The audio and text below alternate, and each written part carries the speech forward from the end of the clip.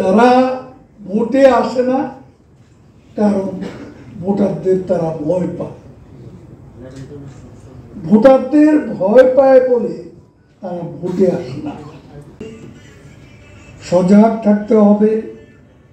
সুযোগ পেলেই আবারও ফনা তুলে রাষ্ট্রীয় সম্পদ ধ্বংস, জনগণের জানমালের ক্ষতি সাধন তার দেশের গণতান্ত্রিক চর্চাকে ব্যাহত করতে বিএনপি বিভিন্ন কর্মসূচি দেয়, কথা বলে। তাদের কোনো গণতন্ত্র নেই, তাদের ঘরেও গণতন্ত্র নেই, বাইরে গণতন্ত্রকে তারা বারে বারে প্রহসনে পরিণত করেছে। এগুলির সঙ্গে জনগণের কোনো সম্পৃক্ততা নেই। তারা ভোটে আসে না, কারণ ভোটারদের তারা ভয় পায়।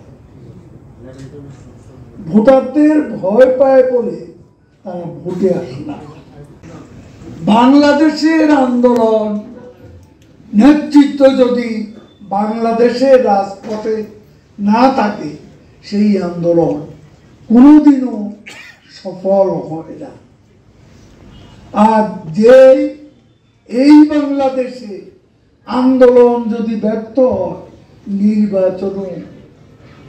নির্বাচনেও ব্যর্থতা।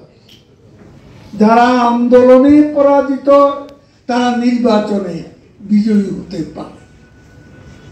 এখান থেকে বিক্রির মুখটা যায়।